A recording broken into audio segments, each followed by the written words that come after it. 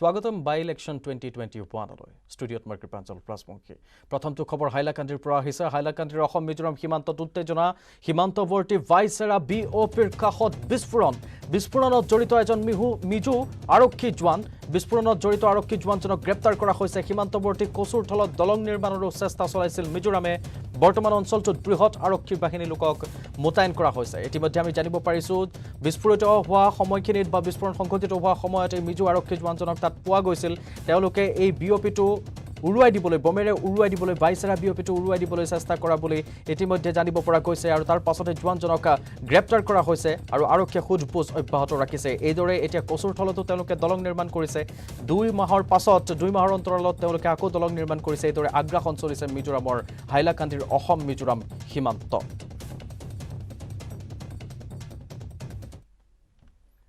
নিৰ্বাচনৰ বাবে বন্ধ গোখাইগাঁৱৰ আৰএনবি সিভিল হাস্পতালৰ মুখ্য প্ৰৱেশদ্বাৰ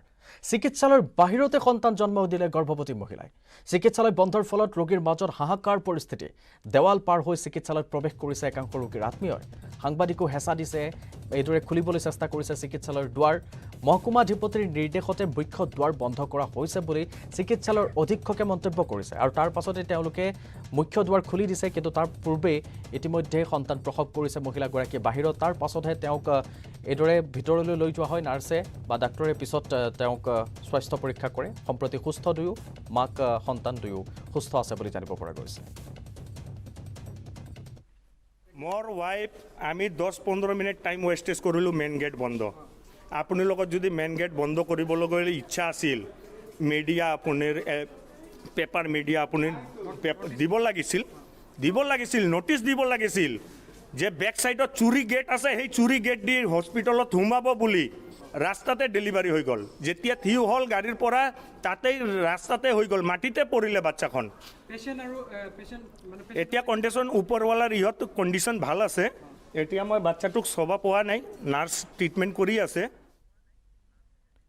খবৰ এবাৰ তিনিচুকীয়াৰ জনাম তিনিচুকীয়াৰ ৱাৰেণ্টি লিমিটেডৰ ডুমডুমাৰ দৈদাম চাহ বাগিচাৰ চাহ শ্ৰমিকৰ প্ৰতিবাদ শ্ৰমিকৰ ন্যায্য প্ৰাপ্য দাবীত প্ৰতিবাদ সাব্যস্ত কৰিছে শ্ৰমিকসকলে ক্ষোভিত শ্ৰমিকে আজি বাগিচাখনৰ কাৰ্যালয় ঘেৰাও কৰি তীব্ৰ প্ৰতিবাদ কৰে শ্ৰমিকৰ বিভিন্ন সমস্যা সমাধানৰ দাবীত আজি ধৰ্ণা কাৰ্যসূচী ৰূপায়ণ কৰি দাবী মানি নললে বাগিচা বন্ধৰ কাৰ্যসূচী লোৱাৰ হুংকাৰ দিয়ে প্ৰতিবাদী শ্ৰমিকে এয়া দৃশ্য দেখুৱাইছো প্ৰতিবাদৰ মুখ্য কাৰ্যালয় জেমছ ৱাৰেণ্টি লিমিটেড যি সময়ত আমাৰ দৰে বহু লোকে লকডাউনৰ সময়ত ঘৰৰ পৰা বাহিৰ ওলাবলৈ ভয় কৰে সেই সময়ত আনৰ সহায়ৰ বাবে নিজৰ জীৱন বিপদাপন্ন কৰিছে একাংশ লোকে মহাৰাষ্ট্ৰৰ নাসিক জিলাত বাস কৰা অনিল চেলকে হৈছে এনে বহু লোকৰ এজন টিকাকৰণক লৈ নেটৱৰ্ক 18 আৰু ফেডাৰেল বেংকৰ বিশেষ অভিযান সঞ্জীৱনী এ শ্বৰ্ট অফ লাইফ এই অভিযানে এনে এগৰাকী যুৱকক আপোনাৰ মাজলৈ চিনাকি কৰি দিবলৈ আনিছে যাৰ পৰোপকাৰ মনোবৃত্তিৰ বাবে তেওঁ আজি সঞ্জীৱনী চেম্পিয়ন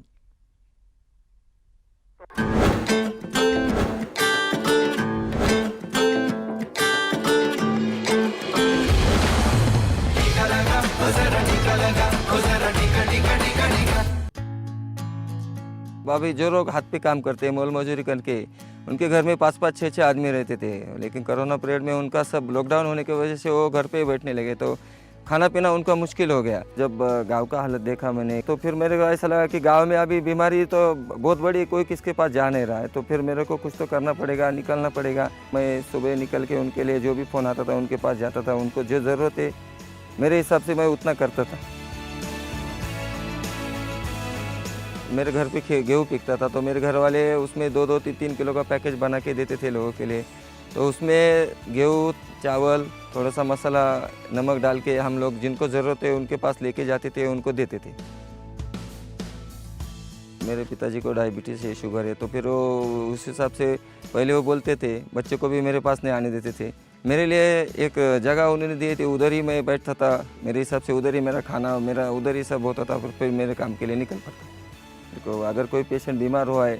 तो उसको कौन सी ट्रीटमेंट देना चाहिए मेरे को थोड़ा सा समझाते थे ऐसा नहीं ऐसा करने का हिसाब से मैं पेशेंट को एडमिट करता था पहले 50 से ज़्यादा वैक्सीनेशन नहीं होता था तो संजीवनी यूनिट के जो लोग हैं वो बार बार लोगों के पास जाते थे और बाद में धीरे धीरे उनको मालूम हुआ कि वैक्सीन ज़रूरी है तो लोग भीड़ों के साथ मतलब जहाँ 25 होती थी वहाँ 200 वैक्सीन होने लगे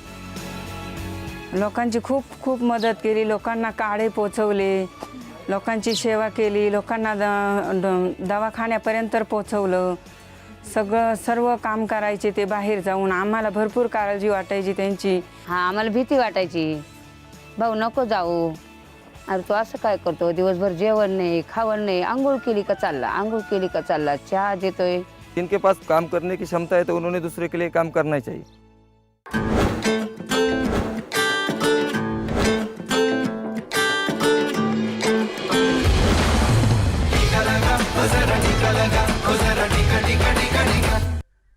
পানীৰ সংৰক্ষণ আৰু পৰিষ্কাৰ পানী সকলো শ্ৰেণীৰ লোকৰ যাতে লাভ কৰিব পাৰে, ভাৰতৰ বিকাশৰ এক গুৰুত্বপূৰ্ণ সংঘৰ্ষ হৈছে এই বিষয়টো.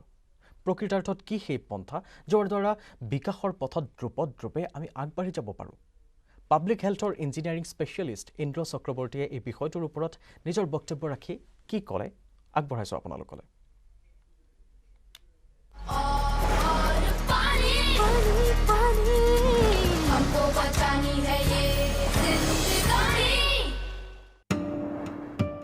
I'm Dr. Indira Chakravarti. I've been working in the area of public health for several years. I'm extremely happy to be a part of this Mission Pani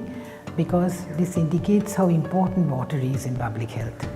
I've looked into a lot of health issues, nutritional issues, gender issues, disability issues. I've found the basic problem in most of the cases is water and sanitation. Women usually use maximum amount of water, so if there's not enough water available, women have to get the water from very far away distances.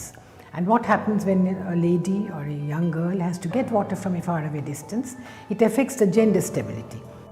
If you have more water, hygiene improves, infection will reduce, disease levels will come down, and all this, as we know, the disability's main cause is disease. So if you look into one single factor of water accessibility, it has such a multiple functions, starting from gender, disability, infection, hygiene, drudgery. In one go, if you can make water more accessible, you can touch upon so many issues. What are the inclusive factors? Just two. Awareness of people, about all these. Secondly, along with that, you can just not aware people, you have to give them the infrastructure and support. You could just not tell them use enough water. You have to see that they get enough water. So therefore, infrastructure to provide water has to be provided, and along with that, awareness on how to use, how to save, how to minimize, how to have maximum benefit of whatever you get has to be brought into the knowledge of people.